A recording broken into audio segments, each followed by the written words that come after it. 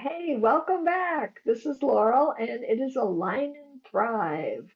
We're still navigating our way through this crazy world, but today we have a special guest. It's the last 2 days. It's now May, and on my podcast journey, I have actually jumped to the next level, which is doing a interview with people. And so you're going to meet my friend Jim, who's looking for a kidney donor, and he's going to talk about what that whole process is like and the impact to him and his family. I'm Jim's friend for many, many years, so stay tuned because that's going to be the main part of this journey today. But as you know, before we get into today's conversation, I want to take a moment to share a little bit about this podcast journey itself, because it's still been a learning curve for me, which I didn't know what to expect really. I kind of started this thing. I was going to do just an audio podcast, which sounded pretty easy, and actually I think that would have been a lot easier. But now I'm on YouTube, I'm on Spotify, I'm on Apple Podcasts. I'm growing. So thank you for being here for this journey. I wanted to create a space where I could have conversations about what's happening in the world, where I could share my priorities for living. So I'm doing that, and it's really, really fun. But I've had to learn the technical side, which I kind of technical. Throughout my career, I actually had a technical staff available that could help me. I've learned about microphones and recording setups and editing and what to do when the internet decides not to cooperate. I've had to learn to speak into a microphone without overthinking every word, and I've had to learn to trust the process and to just go for it. So I'm heading into this interview, and it's fun to have some dialogue with people. It'll even be expanding further as we go through this. But the biggest learning curve, hosting podcast isn't about being perfect. That's really like, oh my gosh, yeah.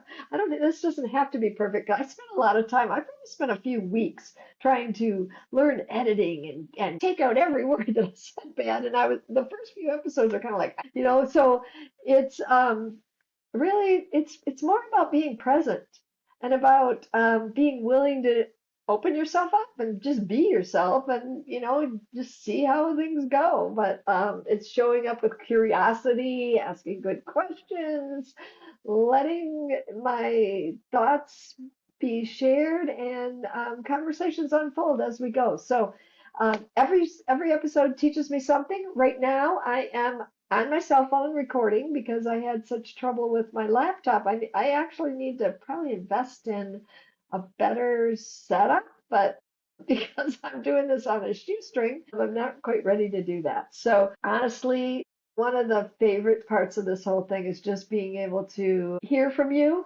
And so keep the comments coming and contacting me and things. It's thank you for being here. And so, without further ado, let's get into the discussion with my friend Jim.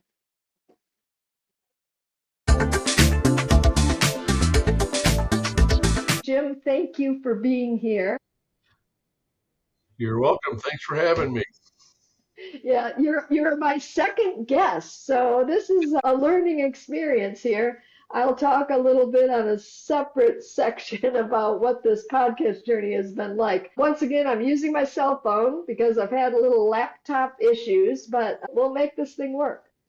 So, Jim, let's start with the basics. When did you first learn that your kidneys were having trouble?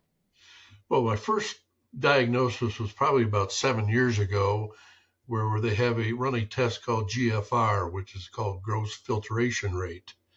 And those rates started to decline about 7 years ago. With the declining of that test, they start every 6 months starting looking at that. And a GFR tells you how well your kidneys are functioning.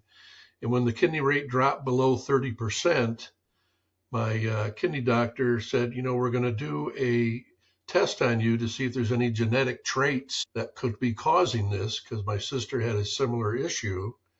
Oh, And they did a genetic test and found out I do, in fact, have a genetic gene in me that promotes and was going to predict you're going to have kidney issues as you go through life.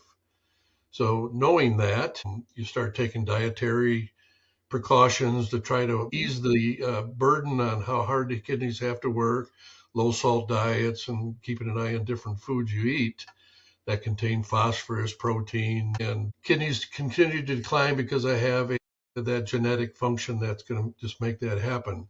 So now that I'm at the GFR rate of below 20, they now look for replacement of the kidney because they're not going to come back, and or dialysis. So my goal in this whole thing is to not have to go on dialysis, which would be a big life changer. It is for anybody else to go on it, and find a live donor. Okay. All right. And what's your life like right now? I mean, how you Well, impact? I want to say it doesn't bother me because I'm just an easygoing guy. I want to just take each day as it comes, but it's always in the back of my mind that I've got to find something soon. I know it. The dialysis is not a choice in my life I want to make. You know. Yeah, yes. And I understand that there is a sense of urgency about getting a re kidney replacement. Can you explain a little bit about that, the timeline? You know, being in your 70s, you start getting different things like clogging of your veins because of the lifestyle you live for all your life. So part of the urgency is they transplant a new kidney into your groin, and my groin veins are starting to get clogged to the point where I cannot be put on the wait list of 1 to 7 years for a Okay. donor for a kidney. It has to be something soon, within a 6 month to a 1 year period, because they're afraid that those veins will continue to clog, calcify as they call it, and they will not be able to have a spot that's got soft enough vein tissue to insert a transplant. So that's why there's a sense of urgency for me. I know that you have a big family and a lot of people who are doing their best to find the match for you. Exactly. Yeah. So let's see. At some point, you decided to share this more openly. What led you to that decision? Well, when I realized and it was confirmed that I don't have a lot of time, Brandon at University of Michigan, Brandon Hayes, reached out to me, offered up his services for people in my condition, that we got to get something soon, to offer up avenues to go out and search for a living donor, whether it be family, whether it be friends, whether it be a complete stranger. So to Mhm. get the word out, we're taking and using even your podcast as an avenue to get the word out that, hey, I need help and would appreciate anybody coming forward. Yeah, and it's harder for people in your family because of this gene, correct? Absolutely. I mean, our kids have been tested. Fortunately, all of them are free of the gene. So they don't know how many generations it can skip. It can go Okay. 1 to 1. It could skip 4 or 5 years. You don't know. I All was right. just one of the lucky ones. You've had lots of interests. What are you still enjoying these days? It hasn't changed my life and what I do. Certainly, what I've eaten in the last 5 years has changed, but that's nothing wrong with that. That's healthy, anyways. Uh-huh. Uh, the biggest thing I notice, and thank goodness I don't have the normal symptoms of swelling and aches and pains in my back that a lot of people apparently experience with kidney issues. Fatigue is probably my biggest thing that I have that is part of the disease. And so I'm tired a lot. So I get to take a nap almost every day, and I use that as my excuse. That's new, isn't it? So let's see. What does the next phase of your care look like? You mentioned dialysis. Well, that's the end game to me. That's the end game. If I have to go on dialysis, I just fear that is going to be such a life changer that I'm going to have trouble mentally dealing with that, Yeah, yeah, because that's it just takes your freedom away. yeah. Is there anything that surprised you about this whole kidney transplant uh, situation or process?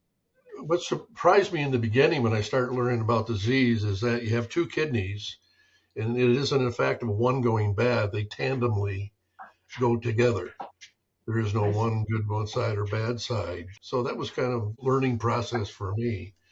Um, Other than that, nothing has surprised me. I've been very well educated, learning a lot about the disease and all the symptoms that come with it to keep an eye on things. And no, I don't know how long I got. That's Is, that's that's the worrisome part. I don't know if I have yeah, 6 months, a year, 2 years. I don't know. how do you stay grounded with that? Well, that is becoming more and more of a challenge. As I go back to the kidney doctor in a week. I'll see what my numbers have looked like over the last 6 months. If they haven't changed, that gives me a mental boost. If they've declined some more, then that's going to be something I got to deal with. Yeah. Is there anything you'd like people to know that goes along with your story? Well, keep an eye on your GFR. Kidneys are one of those things they just can't replenish themselves. So get to the doctor, eat healthy, and keep an eye on Yeah. your numbers. Okay. And also, one last question. If you could say something to the person who may be your donor in the future, what would you want them to know? Oh my God, it would be the life saver. And to anybody who donates a kidney to anybody or any organ, as far as that goes, they are truly a savior of life. Well, thank you, Jim. We're really glad that you were here. I thought that this aligned with my podcast. My priorities for living are have to do with health and about connection and just aligning what's important. And you're important to me. Indeed. So thank you. And to our listeners, if you'd like to learn more about kidney donation, I've included some links in the show notes. Please check it out. You can save a life, and that's a pretty big deal. In our next episode, you're going to hear from Brandon Hayes, who is the transplant coordinator, who's going to walk us through the donor process step by step. So you can hear what are the various steps that you go through, but also what is surgery like and the recovery process and all of that. So if this episode resonated with you, I'd love for you to share it with someone who might find it helpful. Maybe somebody you share it with will donate a kidney and actually save a life. I mean, talk about leaving a legacy. That would be huge. And as always, thank you for being part of this community. It means a lot to me. I like to close with beauty and grace. Today's grace is friendship. You met my friend Jim.